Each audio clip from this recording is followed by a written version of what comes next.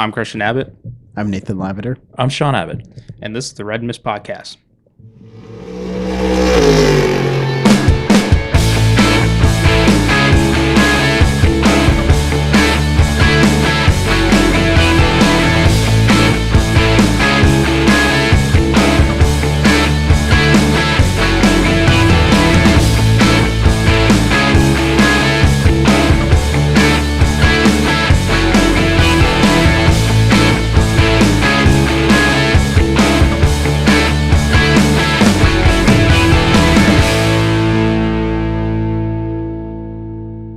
Hello, welcome to the Red Mist Podcast, Season 2, Episode 36.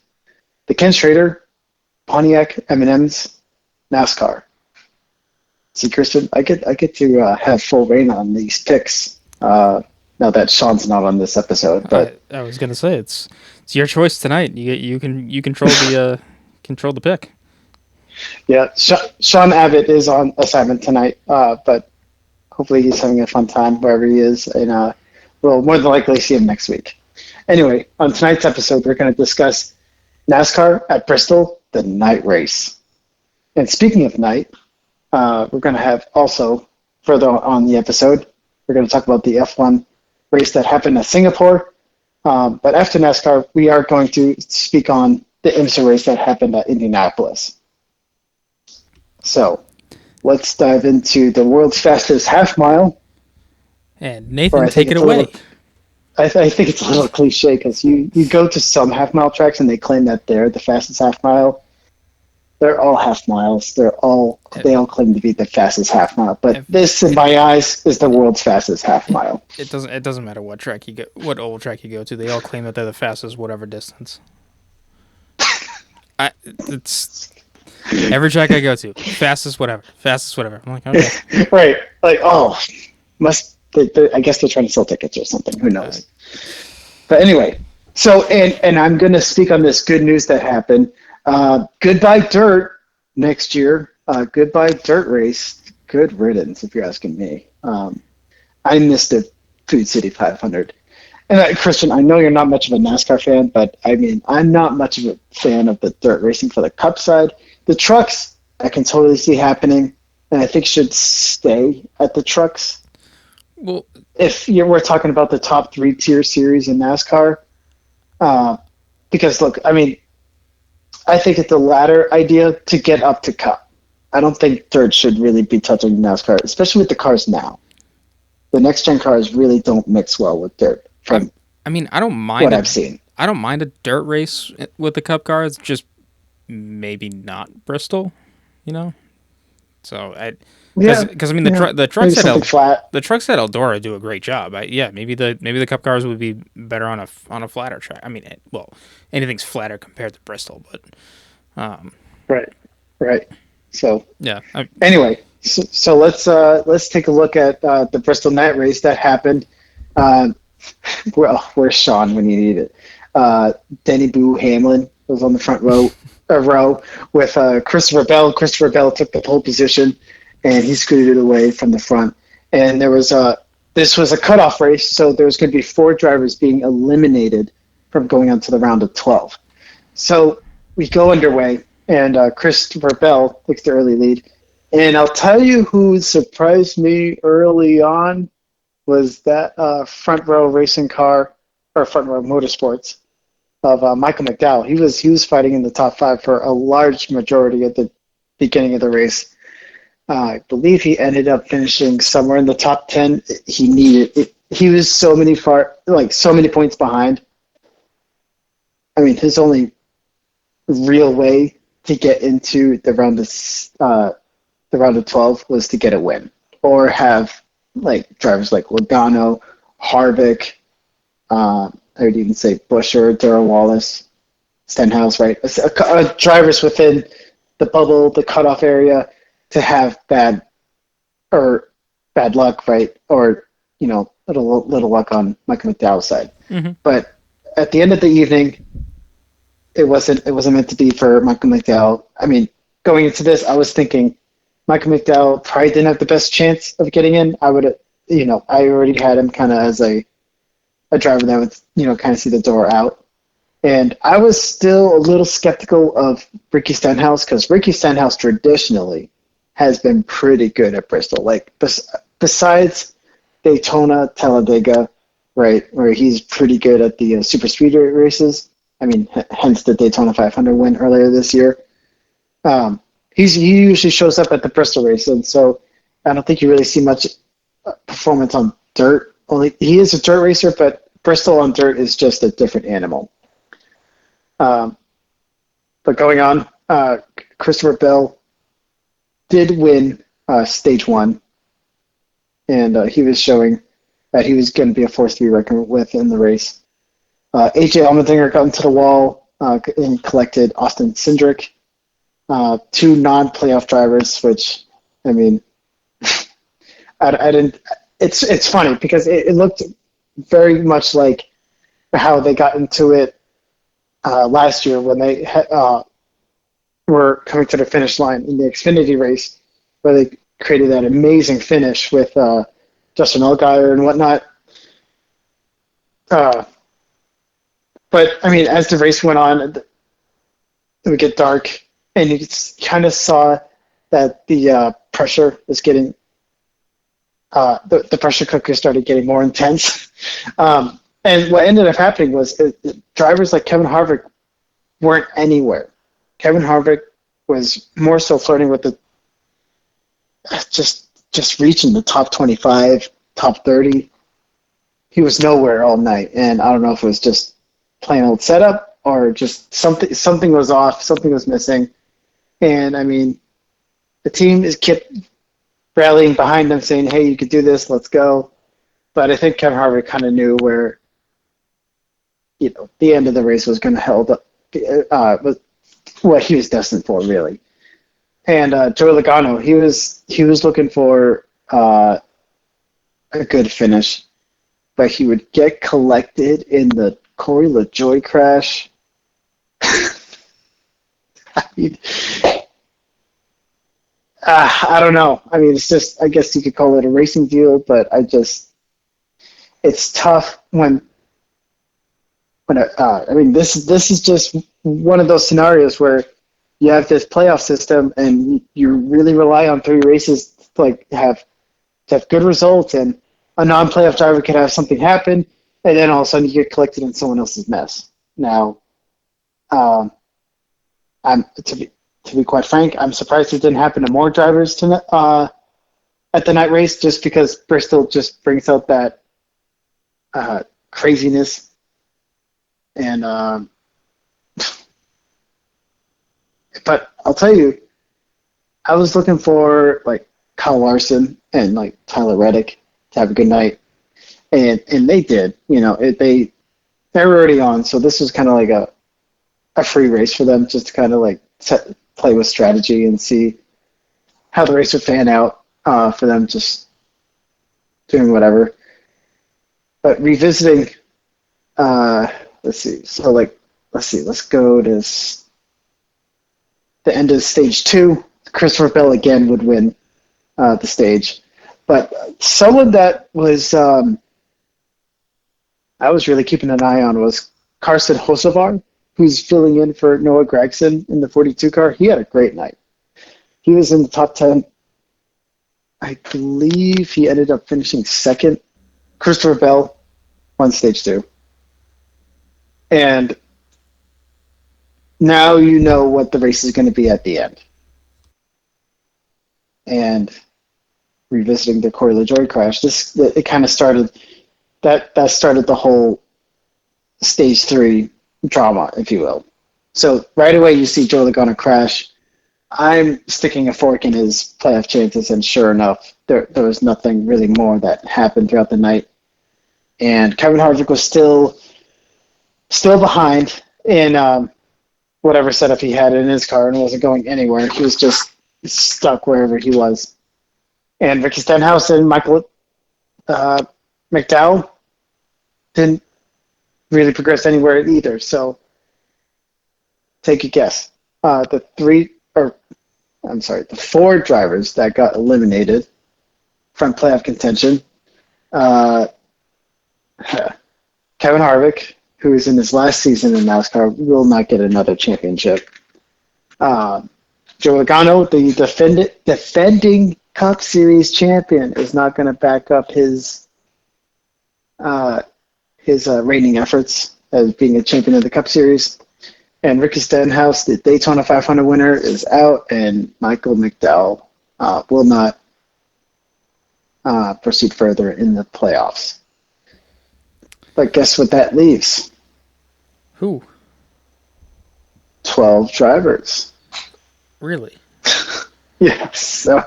So we still have William Byron, Martin Truex Jr., who are tied for the lead with plus 25 above the cut line.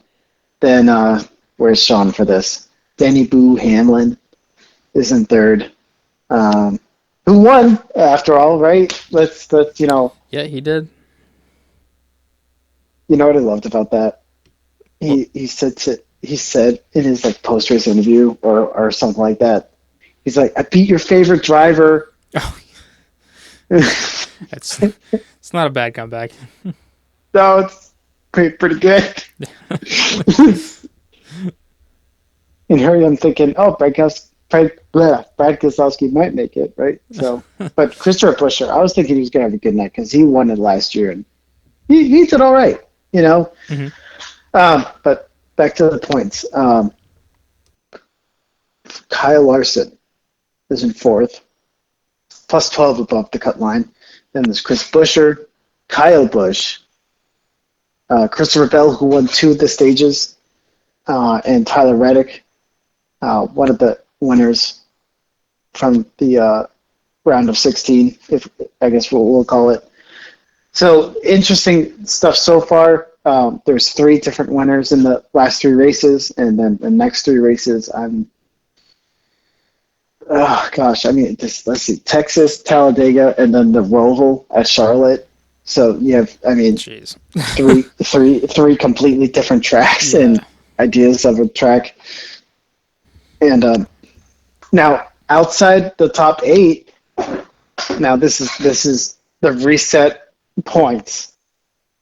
So you have Ross Chastain -3, along with Brad Keselowski, same amount, -3 from the cut line of Tyler Reddick. And then Ryan Blaney -6, and Bubba Wallace moves on to the top 12 and is -14 from the cut line, the bubble spot. So I'll tell you, let's see what happens at Texas. I'll tell you who might have a really good showing at Texas is Ryan Blaney. He's been really good at the mile and a halves. He won the All-Star race, I believe it was last year or the year before, and he won the Coca-Cola 600 earlier this year, a marquee NASCAR race. And so he has that in his checkbox. And I mean, if you win on, what was it, Memorial Day weekend for Penske, even though it's not the Indy 500, I mean, you're still in that same realm of accomplishments with the captain. So good on him, and maybe he carries that momentum to Texas. So it'll be interesting. Mm-hmm. And then, the Roval, let's see. I just hate that they're putting the stages on this. Like, why are you going backwards? Aren't they also doing It's a road course. Aren't they also using the last chicane for the restarts as well? Which I did hear this, which I just sure, but you're gonna have people. I'm gonna call it now. You're gonna have people running over each other and wrecking 5 cars, and maybe have a track block, and then someone has to go through the inside, stop, and then get going, because that's the rule. Wait, hang on, that's the rule. You have if you cut that chicane, or at least I don't know. As of late, that's what it's been. You have to stop to a complete stop, and then go. Or NASCAR is going to say, "Oh, come in, do I guess a stop and go, or maybe a drive-through, something of that nature." Which I don't know. I think what they're trying to do is to stop the shenanigans that happens going into the. You ready for this? The Tom's Heartburn turn it makes perfect sense for it. That sponsor to be there. Well, but didn't they have issues with the chicane the first year that they ran it? The first year they ran it, it made a tremendous finish. I mean, because I don't know if you remember, that was the first year Jimmy Johnson was winless, and he choked and spun and collect Truex, and Ryan Blaney stole the win. Oh yeah, that's right. Yeah, because I thought so. I mean, I know that turn is just kind of noted for just having absurd dive bombs going in there, but I thought there was one year that like literally every other car that came through there was just sending it down the inside and just wailing the other guy off, and then you were like, it was kind of luck of the draw whether you were going to make it through there clean or not. And then didn't it rain one year, or did they not run this in the rain? It ran in the rain in the Xfinity race, and that was a really insane topsy-turvy race. I think AJ Allmendinger won that race, but he's had a great streak with the Xfinity series at that track. So I think he's won like 3 or 4 races, something crazy, more than 2 for sure. All right, and maybe he shows up for the Cup race, but I'll tell you, I'm looking at Tyler Reddick for this race, for the Roval. I know I'm skipping ahead past Texas. Yeah, I was gonna say we're a couple of races, we're jumping a couple races ahead, but yeah. I mean it's we'll cross that bridge when we do, but I mean we go to Texas.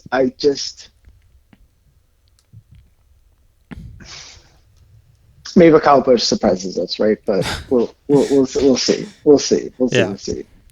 I couldn't really tell you who's going to win Texas because it could be anybody. Maybe Christopher Bell. Texas or Talladega? Talladega is more of a crapshoot. Yes. Compared to all of them. Mm-hmm. And it would be cool to see Chris Buescher win at his home track in Texas. Mm-hmm. Because, what is it? I forget the town he's from, but I know he's from Texas. So that'd be really cool. Anywho, so point standings, races coming up. There we go. Anything to add? Prosper, Texas. That's where he's from. Prosper, Texas. Yeah. Must be prosperous. Ho ho ho. Got him. Got him. So to the Brickyard? To the Brickyard for like the 5th time this year, I think. Just in general. Yeah, because twice in Indycar. No, 3 times. Yeah, 3 times at Indycar, but I guess you spend the whole month of May there, so it's really not a whole separate trip there. NASCAR went there. And bring back the Brickyard. Bring back the Brickyard 400. Yeah. I wouldn't mind seeing that race come back. And then now IMSA's there. So there's been a lot of racing that's gone on there this year, which is good. I mean, props to Roger and everyone at the Speedway for getting this stuff together. Overall, race was good. Can't really complain too much when you have some good action going on there, and it seems like everyone enjoyed being at Indianapolis. I don't know if the consensus of if the track is good for a sports car race in general, but I mean, I think that's always kind of the nature of this road course, is that it's Indy, but the downside is that it's the road course, and the road course just kind of it just lacks character, for a better term. Aside from literally just crossing the yard of bricks, so it was an interesting start. I'm gonna add. I mean, because what is it? Are the LMP2 cars allowed tire warmers because they caught up to the GTP class relatively quickly before they got to the back straightaway. I'm not too sure. I would probably err on the side of, if I was going to err on the side of caution, I'd probably say yes. Because I guess you're putting in quote unquote amateur drivers or gentleman drivers in the cars, so you wouldn't want to put them out there with nothing. Yeah, right. I mean, or if RJ, listen to this, if RJ was there and he won, wouldn't you say he won the Indy 500? He probably would. But yeah, I mean, I don't know. I thought the race was fine, just from how it was going. There was some strategy involved, which is good. I mean, clearly the Porsches in the GTP class were the class of the field there. And I mean, it's again kind of ironic that Penske is winning again at home. But they did in style, 1-2. They did. You know? They did. So, I mean, if come out in dominant fashion if you're going to do that too, right? So, right. I mean, look, think about this too. If you're going to now that Penske owns IMS, mm-hmm. So any team that he has in any series, wouldn't you want the race to be at IMS? Because I think the only real missing series is WEC, which I don't know if you want to put a WEC race at IMS because I mean, Sebring is better, right? Sebring is better, but the problem is that they're not going to Sebring next year. They're returning to the Circuit of the Americas. Which I mean, I know if you're asking me, this is a bit of a hot button subject, but I would rather go to Indy versus Coda. That's just my hot take. Well, the problem is that the WEC teams are any. It seems like any FIA sanctioned high level series has to have a garage. So when IMSA and WEC were at Circuit of the Americas for the Lone Star Le Mans event that they put on a couple of years ago, right? All the WEC teams were in the garages, and that's where they pit. And then all the IMSA teams had they brought out barriers in the pit lane and brought out all of their pit wall stuff, and then they would go out there and work out of that and not have to use that way. They weren't the IMSA teams weren't losing the benefit of having the garages to work out of. So it was just like any standard race for them. But then when it came to the WC race, the IMSA teams tore down their pit lane stuff, and the walls were removed of the pit lane. So then the WC teams could go all the way in to their normal pit box of how they would operate at any of the tracks that they go to. So it basically the WC pit stops operate in a fashion where they look very similar to an F1 style setup, whereas IMSA's pit boxes look more like how you would with NASCAR, where you're going up over a wall. Right. That's kind of the gist of it. Anyways, I wouldn't mind seeing WC at Indy. However, I think this is getting back to the point of once this homologation goes through and we have enough data between the two series for any team to want to just go do a race whenever they want to in between each other's, I think that would be that's kind of the ideal time of it doesn't matter where they go. Anyone is invited to go and race at these things. But I know car count is also an issue that we're getting into, especially with how the GT class is moving towards the GT3 cars. So then there's a lot more GT3 cars out there. So there's going to be more instant. You're already upping your potential car count right there, just because it's a lot more readily available compared to the GTE cars that they're running. Yeah, I mean, I do like the LMP3 class. It is a little weird how it's like at or a little slower than a GT3 car. When running it, I mean, they have the straight line speed, right, and some cornering or. So the LMP3 cars are on similar pace with the GTE cars, but they are still somewhat significantly quicker than GT3.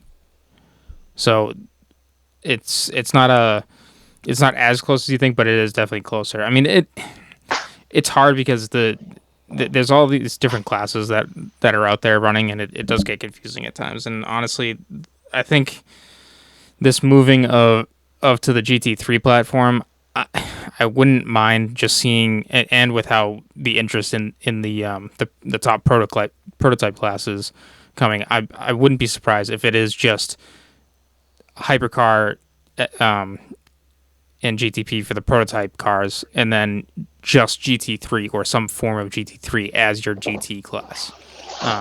I think that would just simplify it from an outside fan perspective, and you wouldn't have to worry about who's racing who, because it's pretty clear of you're either in the prototypes or you're in the GT class, one or the other. But you do need a significant interest in either one of these classes to drum up the car count that you're looking for to fill pit boxes. Yeah. So. Understood. But getting back to this past weekend, IMSA was at Indy. They did a standard sprint race there, 2 hours, 45 minutes. Again, Porsche ended up walking away with a 1-2 in the top prototype class, GTP. So the number 6 Porsche with Nick Tandy and Matthew Jaminet took the win. The number 7, Matt Campbell and Felipe Nasr finished second. And then in third, it was the BMW, the 25, of Nick Yellowly and Connor DeFilippi. So definitely a good turnaround for them with some of the results that they've had lately, which is nice to see. The number 31 Whelen Engineering car of Pippo Durrani and Alexander Sims did put on a good fight for the lead, because I guess there was a rule infraction of under a safety car where I guess the Porsches didn't do what they were supposed to quick enough when given the command from race control, and then because the 31 was told to do it, or to do basically the same thing of what the 6 and 7 were told to do, which was all they were doing was just overtaking some GT cars to reorder themselves under safety car. And I guess the 31 did it quicker than the 6 and 7, so they just inherited the lead because of that. It was very odd, but I guess that's I guess you can get caught sleeping under a safety car. So yeah, and then in LMP2, the winners was TDS Racing of Mikkel Jensen and Stephen Thomas. LMP3, we had AWA of Wayne Boyd and Anthony Matella. And down in the GT ranks for GTD Pro, it was WeatherTech Racing that took home the win with Daniela Candela and Jules Ganon. To round out the rest of the podium, it was Heart of Racing and then Vassar Sullivan. And then for GTD, we had Windward Racing of Philip Ellis and Russell Ward. And then it was US Racetronics in a Lambo, driven by Laura Spinelli and Misha Goikhberg in second, and then Paul Miller Racing with Brian Sellers and Madison Snow to round out the GTD podium. As far, go ahead. I'll tell you what. I was going to add one thing about the McLaren. because the McLaren, I was thinking was going to have a really good run, and they just self-destructed on the main straight. Yeah, that was tough to see. Yeah. I mean, I thought they'd maybe get a win this year, but I mean, is this the last race, or is Petit Le Mans the last race? Yes. So this is the next race. Yeah, this is the penultimate race. So up the last race of the season is Petit Le Mans at Road Atlanta in, where's the calendar? Looks like 1, 2, 3 weeks. 4 weeks. So it's October 14th. October 14th. And this is also, this race is not only the last race of the IMSA season, but it's also the last race of the Endurance Cup season that they have. So your Daytona 24, Sebring 12 hours, Watkins Glen 6 hours, and Petit Le Mans. Those 4 longer races on the calendar are part of a in-season endurance championship that they have. So there's also points that are being dished out for that. As far as championship within a championship. Yes. So as far as the points go, going into the last race of the season, the top 3 in prototypes in GTP are separated by 5 points. So leading the way, it's WeatherTech, not WeatherTech, Wheel and Engineering, without Alexander Sims and Pippo Durrani. And then 3 points back is Wayne Taylor Racing with Felipe Albuquerque and Ricky Taylor. And then 2 more points back is the Porsche Penske of Matthew Gemini and Nick Tandy. So that is definitely going to be a battle to watch there. Let's see. Other points going on. LMP2 is tight. It's 20 points between first and second place, which would be a good one. It's between TDS Racing and PR1 Matheson Motorsports.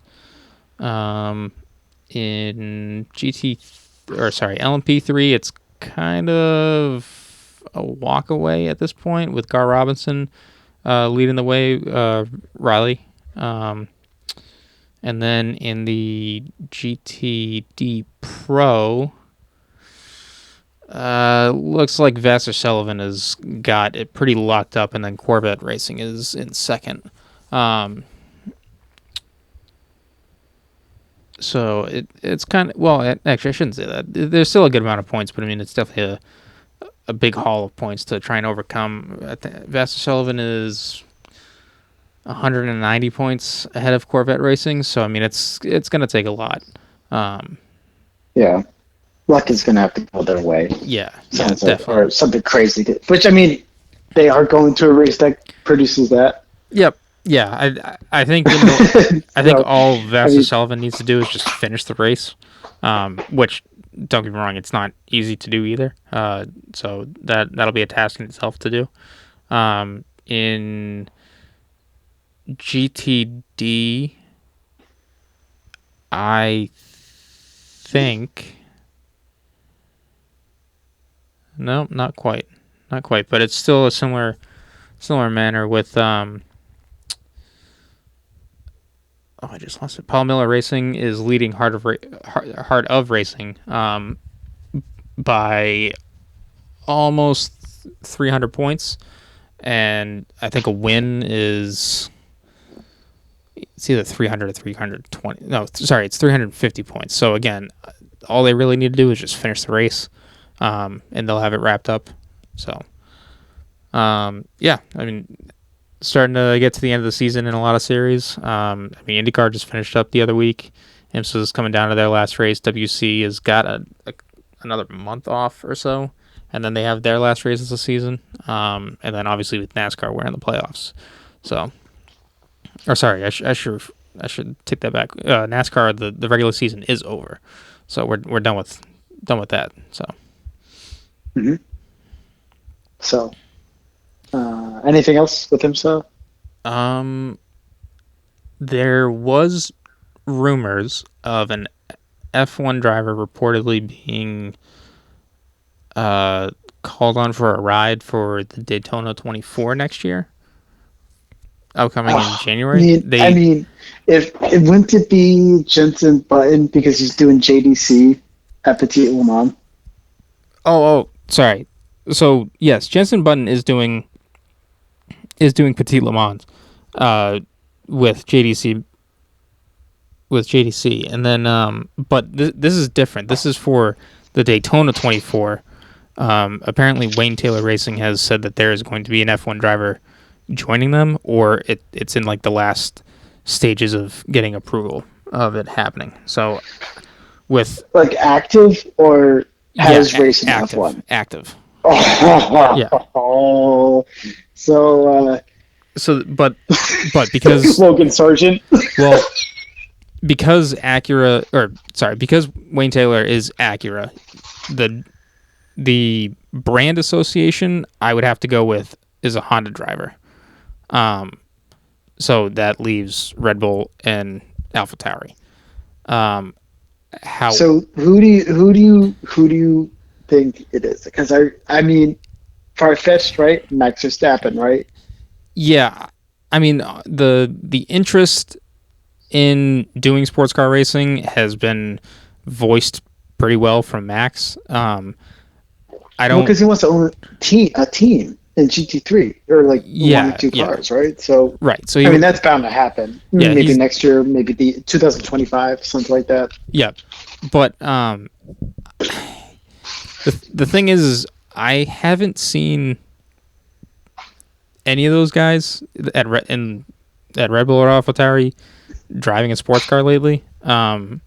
So I'm actually leaning more towards I think it's going to be Kevin Magnussen at Haas to be the one that might step in and do this, because he did have a seat.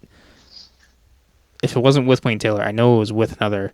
It was Chip Ganassi. It was in the 01 or the 02. So right in the Cadillac. He has seat time there, and he nearly did a full season, right? Right before. Well, I mean, he was committed to doing a full season before he got called back up to go run an F1. Exactly.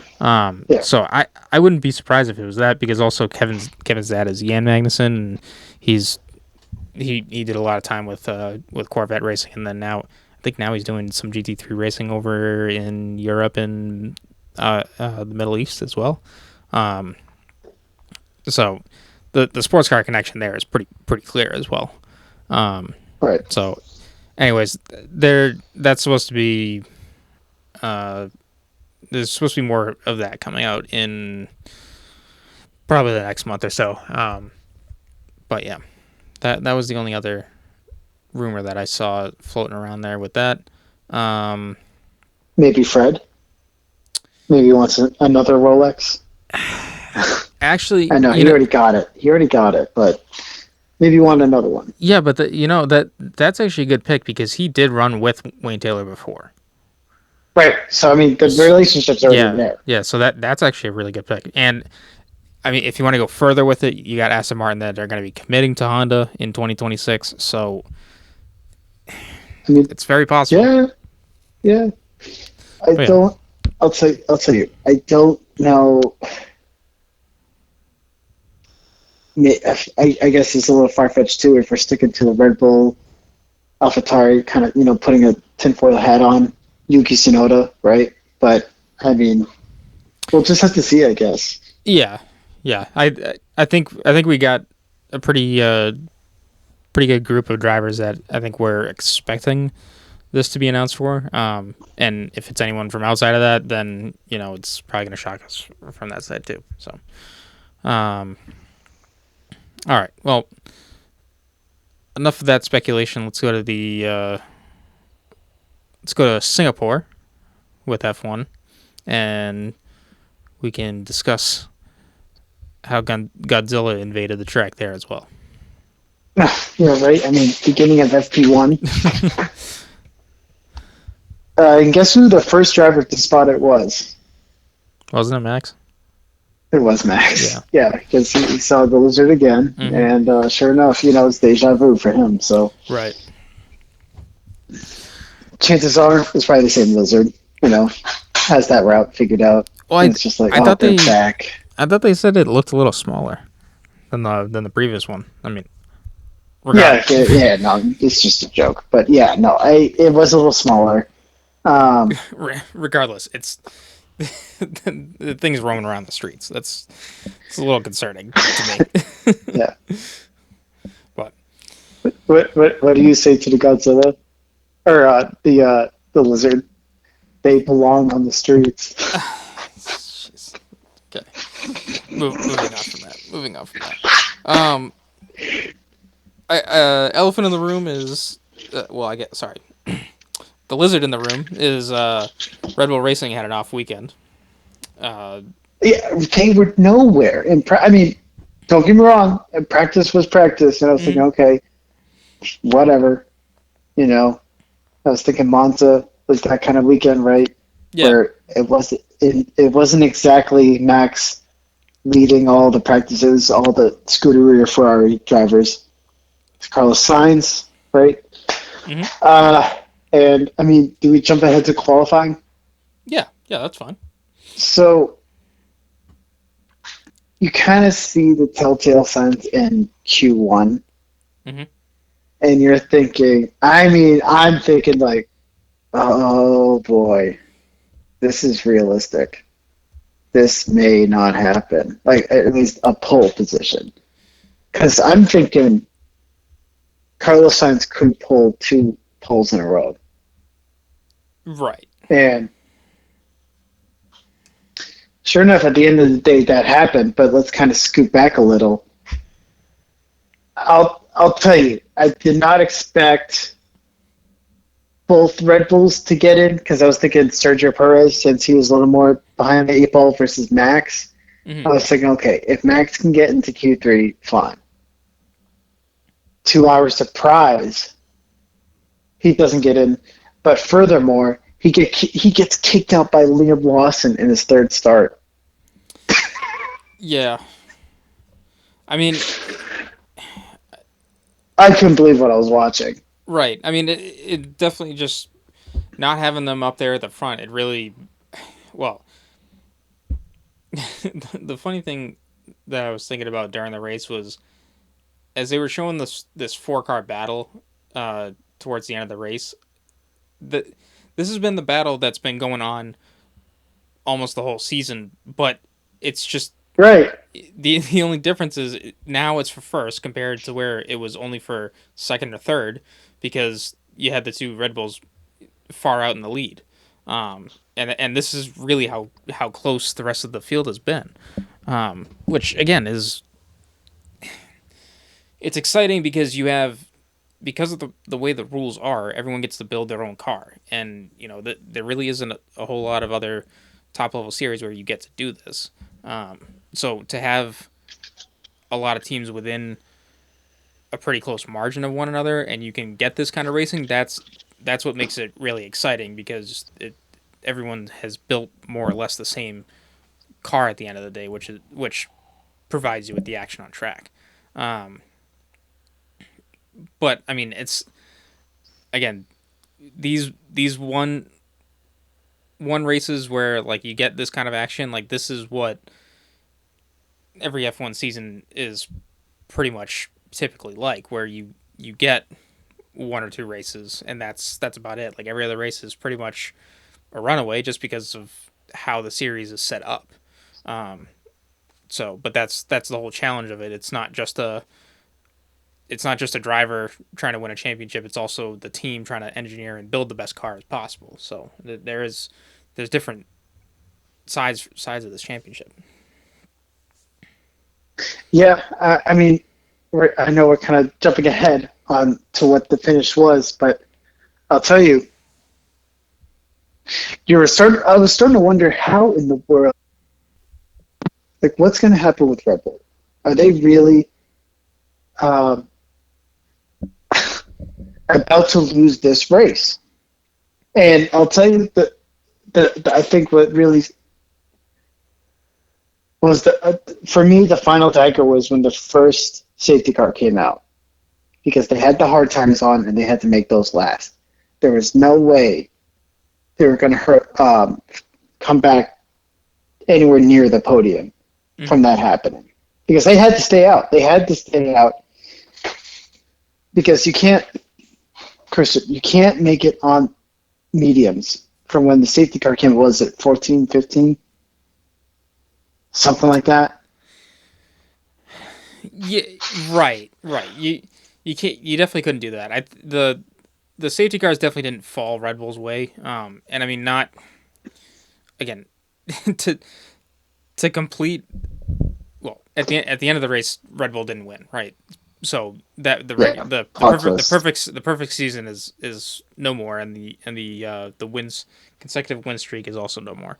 But I mean, you're asking teams nowadays to build a car that can win at all 23 tracks on the calendar, whereas before, I mean, what 10 15 years ago you had 18 16 races on the calendar, which they would have pretty much had wrapped up at this point, because some of the races that they've gone to now weren't on the calendar back then.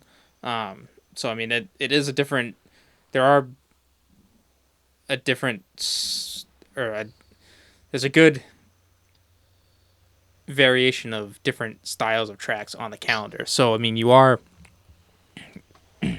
seeing the cars do well at some tracks than others. So and it's you see it definitely more so in some of the lower teams out there. But when you're talking about a dominant team, it's like, well, all they got to do is show up and win. Well, I mean, yeah, if they built the best car, then that's the case. But clearly, between this season and last season, Singapore is a track that they struggle at. And I know, didn't Perez win last year? As I say this and completely disprove my point. But Sergio Perez did win, but I mean, it's a track that Max has never won at. Right. So it's not a strong track for him either coming into it. So you didn't really expect all that much coming out of him. However, you just, with the expectation of how good the car is, you figured that would have been the case. Maybe not as far down as they were, but I think they definitely came in knowing that they weren't going to be the strongest car coming into the weekend. Yeah, I mean, it's just, I don't know what it is. I mean, is it? I almost argue it's like the different configuration. But wasn't there a straightaway versus like a right, a left, and a right? So there's like a longer chicane area section of the track. So and I'm not saying that's I'm not saying that's a night and day difference for the Red Bull, but I'm thinking the Red Bull is more of a I guess you could call it corner speed car. I mean, it's well balanced for sure. I mean, if they're winning 15 races in a row, but I'm almost thinking it's more of a corner car. I think this track is probably one that just doesn't gel with the car, because I don't have the data in front of me, so who knows where it's actually struggling with. But I mean, it's like the car can perform at Monaco, the car can perform at the other tighter tracks. I mean, I guess I would put Hungary on there. Miami. I put Brazil. No, I wouldn't. Brazil's is not their top track anyway, but no. Yeah, but I'm just saying, like, some of the lower speed tracks that they've been to already, between Monaco, I guess Baku, but you trim that out pretty good. Even Miami, you trim out. Well, you're not running as high. So I mean, and it is just a different style of street course, I guess, in some sense. But for whatever it is, it just doesn't work. I mean, who knows? Maybe it might be the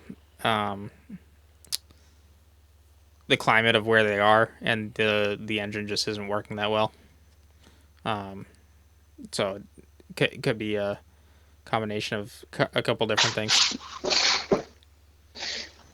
Yeah, maybe. I mean, whatever it was, they were just severely off pace compared to their usual week. Right. I mean, we say that though, but Verstappen did come back and finish fifth.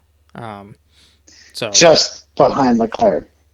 Right, and it seemed like Leclerc was he was definitely the sacrificial lamb from Ferrari, but they'd They've done that before with him though. Yeah, I think Leclerc though was dealing with an issue on the last couple of laps because he definitely dropped off really significantly there at the end, and I don't think it was just a tire issue. I think there was probably a little bit more. Yeah, well, I mean, this isn't really his strong track either. I mean, I remember when Sebastian Vettel got his last win here. Mm-hmm. It was more so Leclerc didn't go fast enough or something, and then Sebastian Vettel overtook him in the pits when it was going to be Charles Leclerc doing the undercut, and he didn't end up passing him. Oh, that's right. So I don't think this is a strong track for Leclerc also. So I mean, Sainz is also just in much better form at the moment too. He's definitely been outpacing Leclerc as lately. So I mean, I think it's fair to say Sainz is the number one driver at the moment. So I mean, I would say so as well. It's not that can't change, but I mean, Leclerc's definitely got to perform in the next few races to try and get ahead. So. Well, it's not just that, but in qualifying, I mean, Carlos Sainz 2 poles in a row. Mm-hmm. Mm-hmm. Right? The stats are there. It's also, I will say, it's not like Leclerc is miles off of Carlos. No. It's because you're just a little bit off. That means you don't get the preferential treatment, I guess, as to coming into the pits first and whatnot. But yeah. But skipping ahead to the Esteban Ocon safety car, or virtual safety car, I was really surprised because I'll tell you, the top 5 ended up missing pit road initially. And Carlos Sainz and Lando Norris didn't pit, and you had Lewis Hamilton and George Russell. Well, I should say George Russell first because he led the charge down pit road. And they switched from the hards to the mediums. And I was thinking they were going to catch him easily and pass him easily. But then again, catching him was one thing, passing is another. And you get to the point where you're thinking, okay, I was biting my nails, hands sweating, thinking with 5 laps to go, I'm like, oh my God, they are there. When is and you heard on the radio from Lewis Hamilton saying, hey, can George pick up the pace? And George is like, well, I'm there. I'm going to try to do something.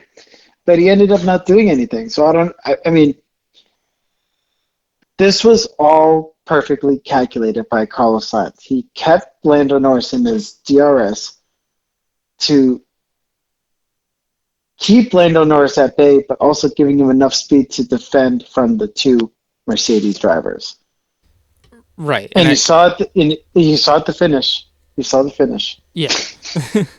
And I think this is kind of that next level mindset of some of the drivers out there that you want to be able to have in order to challenge someone like Max, because I mean Carlos does have a very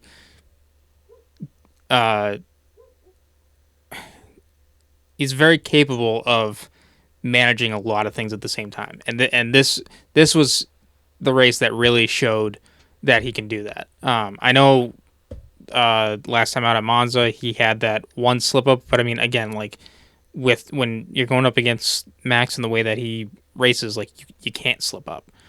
That's just the way it is. And I mean I shouldn't say just Max, but I mean on Max's current form, you can't make a mistake, and that's like any fast driver that's out there that's at the top of the game right now. It just doesn't seem like they can make a mistake at the rate that they're going, and the way that Carlos was able to manage the race and control it, and and run it how he wanted it to happen.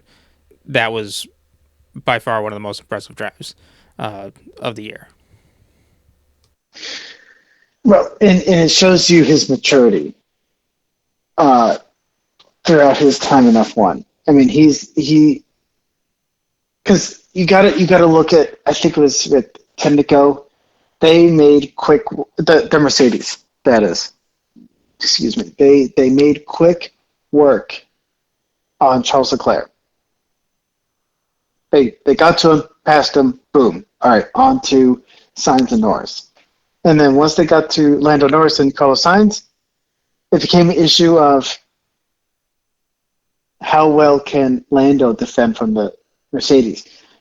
George Russell was alongside him multiple times and just couldn't get the pass done because, I mean, there were some sections where it was just DRS. And, I mean, Carlos Sainz, he even said on the radio, this was his first smooth operation with Ferrari. So I'm not going to call his victory at Silverstone a smooth operation because he yanked the Ferrari strategist's chain of saying, no, this is wrong. You're not correct. My way is going to get us the win. Watch. Right. And sure enough, they got the victory. But look what this does. Look what this does. I mean, this is a clear message to me, like you mentioned. I think Carlos Sainz is the number one driver at Ferrari right now, with merit. This is a race he controlled. Yep. And did a great job managing it. And you heard it from Lando Norris. George Russell is very vocal about it.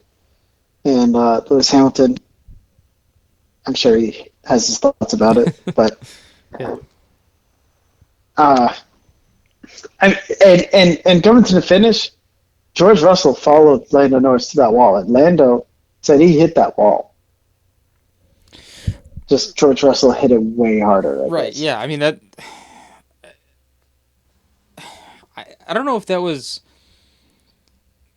an uncharacteristic move from George having that mistake or what. I mean, don't get me wrong. It sucks that it happened. He definitely was putting on a good show, but I mean, because I can't sit there and say he definitely, Lewis definitely should have been the driver to be in front, because I mean, George outqualified him. He was the fast. Yeah, he was the faster guy, and George was contending for the lead earlier on in the race. I mean, the only thing is that they were just all managing the tires. So I mean, I wouldn't say Lewis should have been they should have swapped positions around there at the end, because I think George earned it up until that point. But I mean, it's all hindsight of how you want to look at it. I mean, yeah, would more experience be a much better thing to have? Of course, but But here's the thing, because I think this is where Mercedes runs into the point where they miss Valtteri Bottas a lot, because they could have, if Valtteri Bottas was in George Russell's seat, they would have said, let Lewis by, and he would have obliged. He would have been like, okay, almost immediately. I think they would have done it 10, maybe 15 laps earlier, and I think what you would have after that is at least Lewis Hamilton passing Lando. Now, passing Carlos Sainz, we don't know. Coulda, woulda, coulda, shoulda.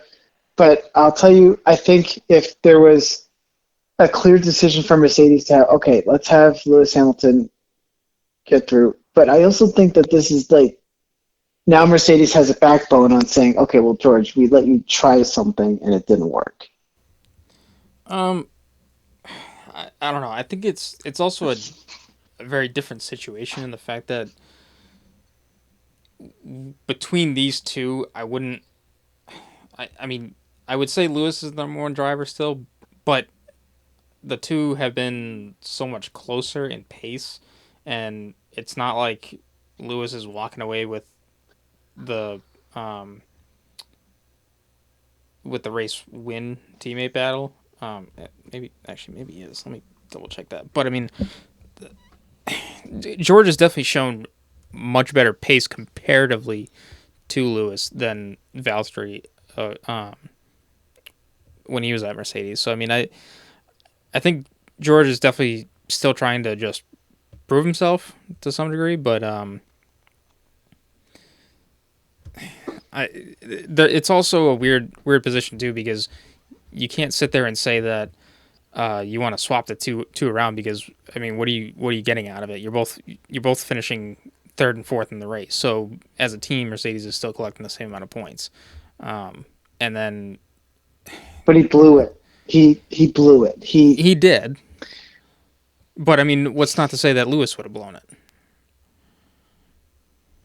I think it's a difference in experience, right? I mean, Lewis Hamilton has so many years in F1 compared to George. So many starts, so many wins, so many championships, all collective experience compared to George. Mm-hmm.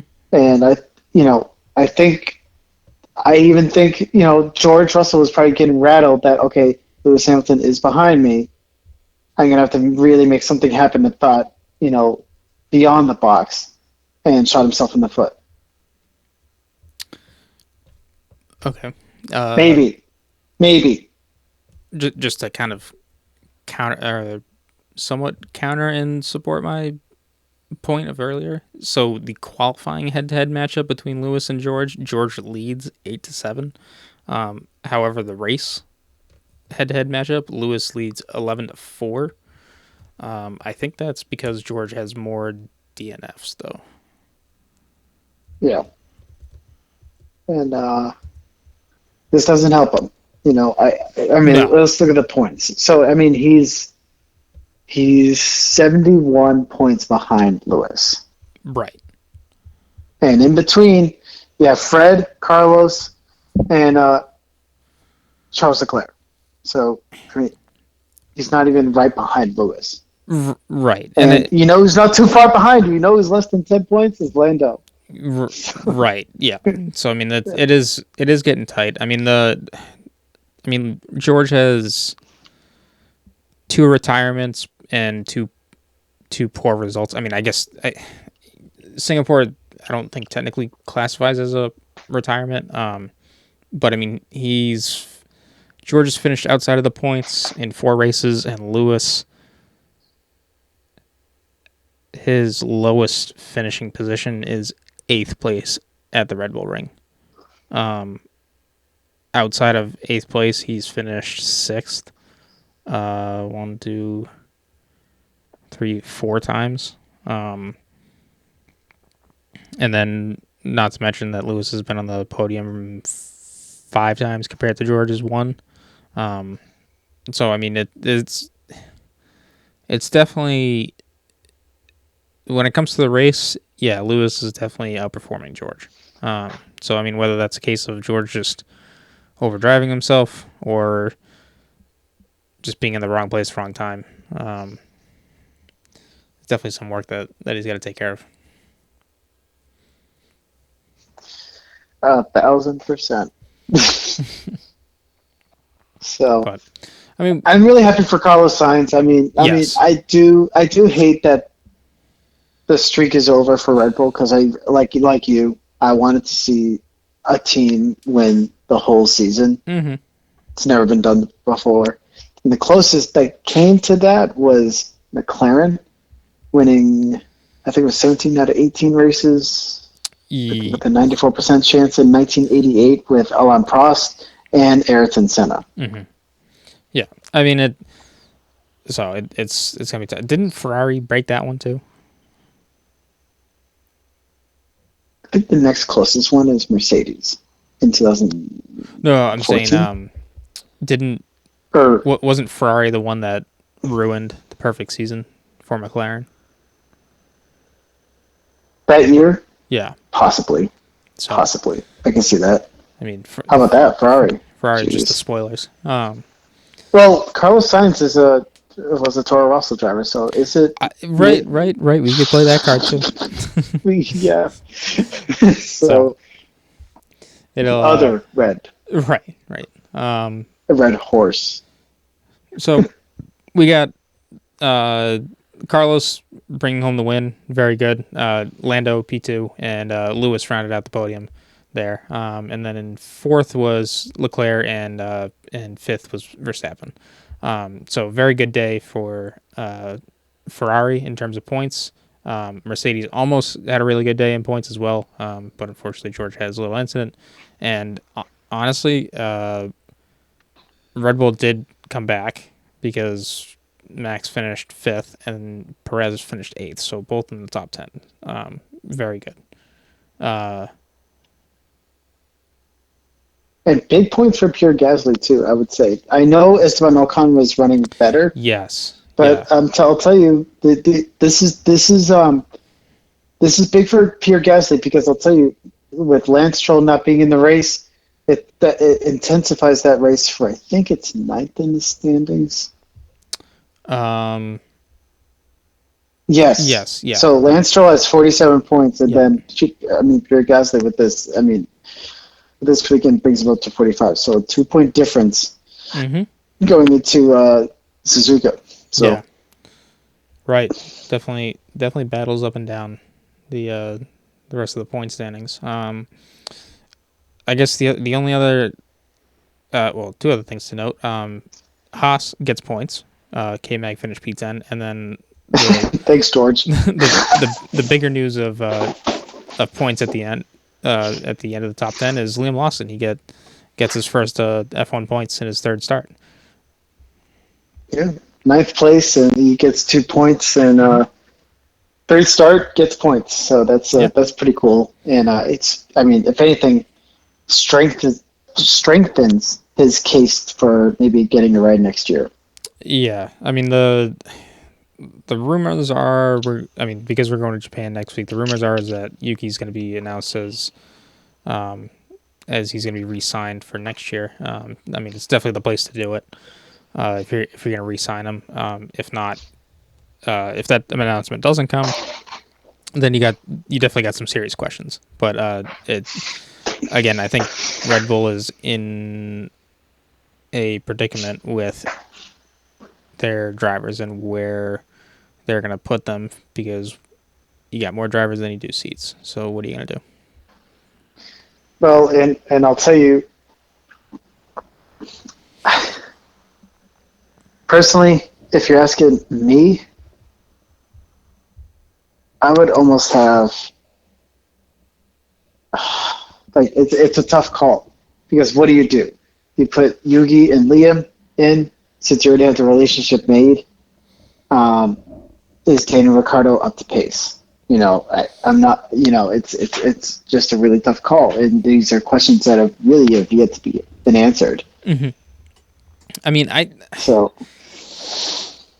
The AlphaTauri definitely seems like it's come into its own. The past two or three races. I think it was.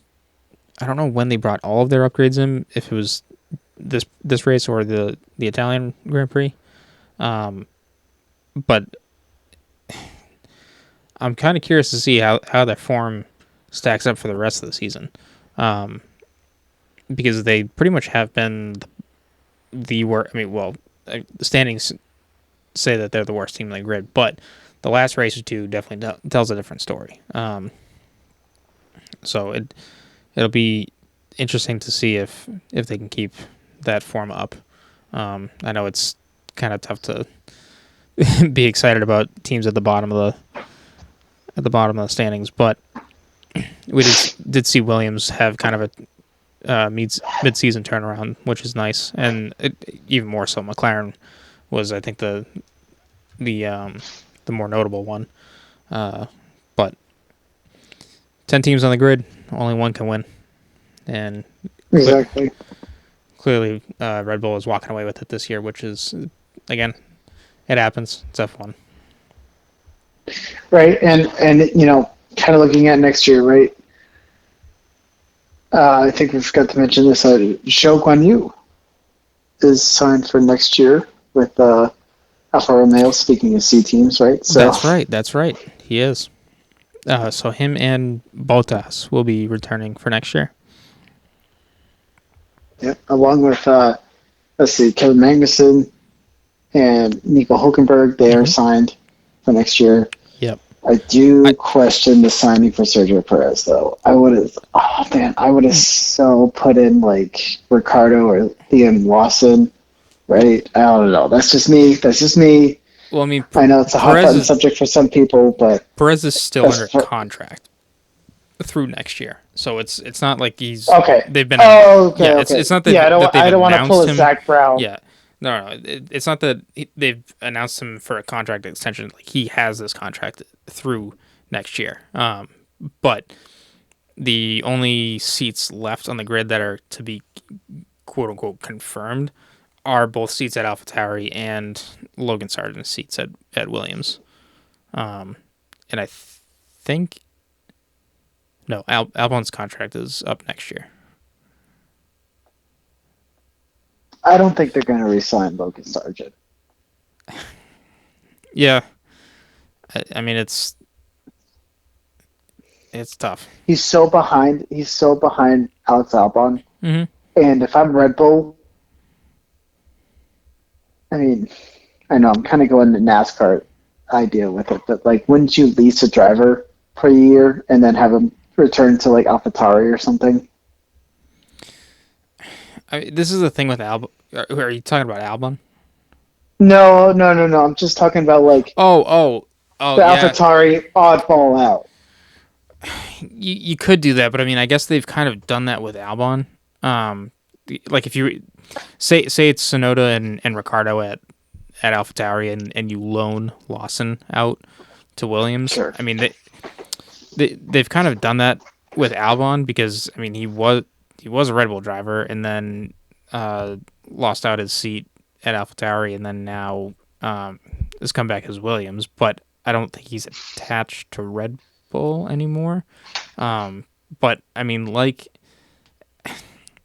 Carlos is definitely the driver to look at if you are going to leave the Red Bull camp and go somewhere else. Carlos has definitely done enough to show other top teams that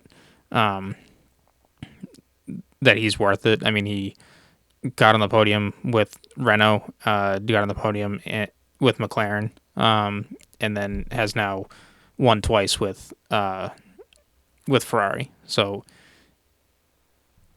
he's definitely you can definitely be talent outside of the Red Bull camp. But I mean it's definitely just a different path to go because you just got to navigate everyone else that's coming up the young driver ranks on other teams. Right. And I don't know. I mean, it's a tough decision to make. I mean, and again, that's why I'm not making it. Yeah, you can have a theory. Come on, I can have a theory. That's about it. I mean, with the Lawson, Daniel Ricciardo, with the form that Yuki. with the form that Liam has been putting in, he definitely deserves a seat, no question. But the only thing is I don't want to get caught up in these past 3 races being his only thing to go off of because Nick DeVries, the only performance you had to go off of was Williams at Monza, and well, he scored there. Well, it's okay, but that's where the car performs the best. I mean, I'm just wondering if this is where the car is performing at its best, and right now Liam hasn't had a whole race he had the Dutch Grand Prix to go up against Yuki, but at the Italian Grand Prix, Yuki didn't start. At the Singapore Grand Prix, Yuki got smashed into by Perez and had to retire. So, I mean, I'm really curious to see how Liam stacks up against Yuki in a true 1v1. Especially now going into Suzuka, this is definitely a good track to get that information because you have it's going to be Yuki's home race, which will certainly drive him to perform at his best. And then also you have Liam is definitely familiar with the track, but he's running here at Super Formula. So. Yeah, I mean, I think this is the best duel we're going to have between two drivers in the same team. Right, because then after this race, I think Ricciardo is slated to come back at Qatar or Qatar, whichever one you want to say. So I guess one more shot for him to prove his worth and see what he can do. But I mean, I think he's shown enough. I mean, you out-qualified Max Verstappen, so it's not a bad showing. Says a lot. Yeah. Yeah. So, I mean, at a track he's never been at. Right. Oh, and before we go, we need to do predictions for the Japanese Grand Prix. So, Nate, what do you got for your top 3 and a dark horse? So let's take a look here. So I do think Max Verstappen's going to get back to form and take the victory after a shocking Singapore Grand Prix, might I add. Mm-hmm. And then we're going to have Fernando Alonso coming in second. Would like to see him back on the podium. Mm-hmm. And I think Carlos Sainz gets on the podium again. That'd be cool. That would be cool. See him and Fred on the podium together, two fellow Spaniards. Mm-hmm. And I think the I am on that train. I think the Liam Lawson train is going to happen. Hey, let's see. He has a lot of track time at this track, and I think this is going to be his best showing. And he's already surprised us at Singapore, so I can't imagine how well he's going to do here, given that he's already good here. So I think that's going to be your nice dark horse. So what do you think?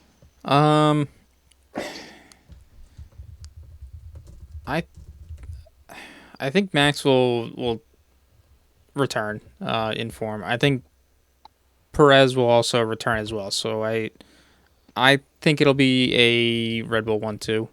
And then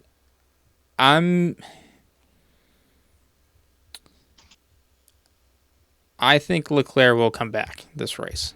I think he'll put on the podium. And then as far as a dark horse goes, probably Lando. Okay. So yeah, be cool. And as far as my dad's picks go for this race, he chose Yuki to win, which is very okay. Sure. I get it. Home race, that's good. Don't really understand how Stroll is going to finish second, and he's what? And I actually, this would be a really good third place. He's got Joe on the podium. That would be awesome. And then his dark horse is Max. I don't really know how that's a dark horse in this case. I know he had a bad weekend, but I don't know. I don't think it's going to be a trend or anything. But, right. Okay, Sean. Yeah. All right. Well, very interesting podium predictions there. So we'll see how it turns out. So, and I think we said Max Verstappen could wrap up the championship in Qatar. So yes. I guess we'll see how that happens. I think at least there, but I think Red Bull can wrap up the constructors title at Japan though. I think I think they literally just need to outscore Mercedes by 1 point, or they just need to score a point. It's one of the two. But yeah, so I think that's gonna be it for tonight's episode, or today's episode, whichever. Yeah, no, I got nothing else. So I guess on that note, good night. Thank you guys for listening to the Red Mist Podcast, hosted by Christian Abbott, Sean Abbott, and Nathan Lavin. It's produced by Christian Abbott, and music is by Alex Ward, and Harrison Tate.